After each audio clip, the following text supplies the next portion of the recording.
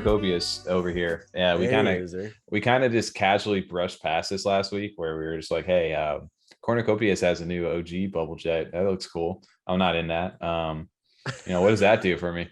And then we saw some people inside of our Discord that just decided, you know what, guys, we're gonna go ahead and we got minted this thing. We're an OG inside of it, and we just got a legendary. I'm like, oh, that's cool. Damn, the legendary. I know two people got 2 legendaries in our Discord. That's crazy. Yeah, 2 people knew those things. And like I said, the OG like Bubblejets, these are a little bit different, right? I guess you had to be an OG member inside of the Cornucopias Discord or prior to all this happening. But the OGs have like a little bit extra, like the boosters. Sorry for the sideways little angle on this photo. But people that were minting these, I think there was only like 600 and something of these things minted. Oh, damn, T. Yeah, turn your screen, TJ. Yeah, it's the whole monitor. Yeah, and this is the OG custom, so you can see they got the nice little pretty little like effects going on underneath there, little sparklers or whatever you want to call them. But yeah, dude, the legendary versions of these things were minted out there. Sparks, they sparked them off the sparklers. That's why I'm laughing. Is he calling it sparklers like it's fucking 4th of July something? What is it, 4th of July? The sparklers make sparks, but yeah, there's sparks. Right? Yeah, dude. Yeah. Anyway, but yeah, so there's 646 of these OG Bubblejets that were minted. Ridiculous. I didn't realize it was that low. I didn't know it was that few. I knew. Well, that makes more sense of why the price was what it was, right? I don't know, TJ, if you got me a little check over there while we were doing, jumping into this, but we always were asking the question when we first were like, I remember we had the conversation with Thor when he was on stream of, dude, they're releasing another vehicle, back to back after the original Bubblejets. Like, what the hell are we going to be able to do with you? Like, how many of these are going to come out? Is that diluting the pool? Like, are these going to become worthless? Like, what are you going to be able to do with these things? And then I remember Rob, who we still need to reach out to. Rob, if you're listening at all, man, we definitely want to chat. 1,054. Holy cow. 1,054 floor for these OG Bubblejet sprinters. When we were trying to kind of figure out why were they so high, and why did the Javelin? What was the Javelin price, dude? Didn't the Javelins, they were originally they were 167 before we started the stream. 167, yeah, they were 167 still. The bubble, you remember the Javelins were all given away for free because of the way I was gonna say that was a gift after how like the not raffle, but like your reservation slots and everything got messed up. Yeah, because I think they ended up doing about just over 12,000 of them instead of the originally, I think there was like 9,000, I don't know, whatever it was, 8,000, something like that. But they ended up doing the entire queue, gave those away for free. And we were like, why did the floor jump from, they were hovering around like 68 or something like that, to now they jumped to 167. And we're like, why? There has to be some sort of reason. Did it give us a utility? And they dropped a really, really good article on their website over here to kind of give the use cases for these different vehicles, because that was the big problem, right? Not problem, but just like question for us. Yeah. What's going to be different about them? Which one's going to do what?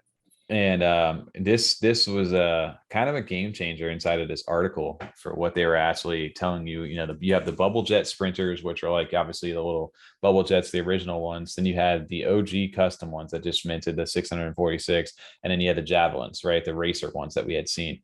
But basically, these are all just, they kind of refer to it, I guess, in the way that, in games, right? When you buy downloadable content, add-ons, whatever it is, like game passes, stuff like that, you buy it and then it's gone, right? Like you never know, or they add fees onto it for buying, like, adding in credits or whatever it is.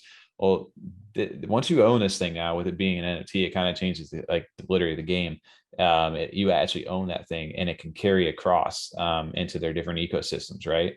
And this is what they're kind of saying, is that with these original actual vehicles that they're looking to mint, or that you do own currently in your thing, you're going to be able to bring those into different racing leagues. Esports is kind of like the big word that just drew me in as I was reading this.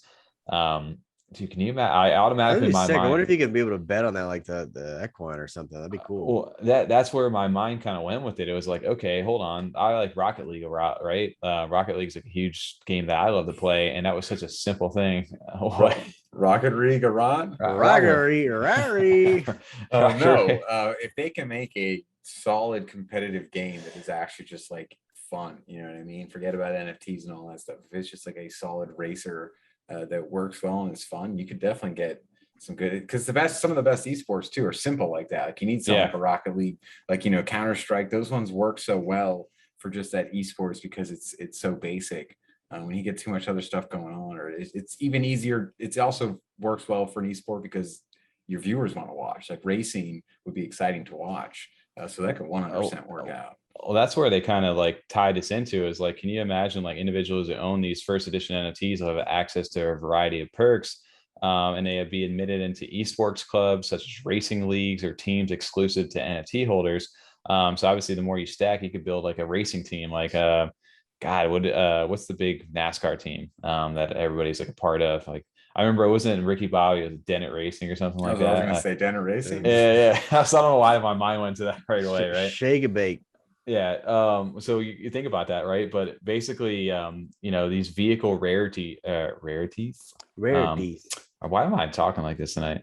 Well, it's already well past freedom after dark. We're almost yeah. into freedom, you know, sunrise. That's fine. We're over here. We're on Freedom Thursday right now. But yeah, these vehicle rarities are going to determine what clubs and what type of events you can join in. This reminded me of like Mario. It's kind of like Mario Kart, where if you hold the legendaries, you have the legendary Corn Cup or the mythic Corn Cup, like the different uncommons and stuff like that. You can enter in these different leagues depending on what rarity of the you know, the jets, because I'm assuming the stats are going to be higher for obviously the bigger ones, which is really cool.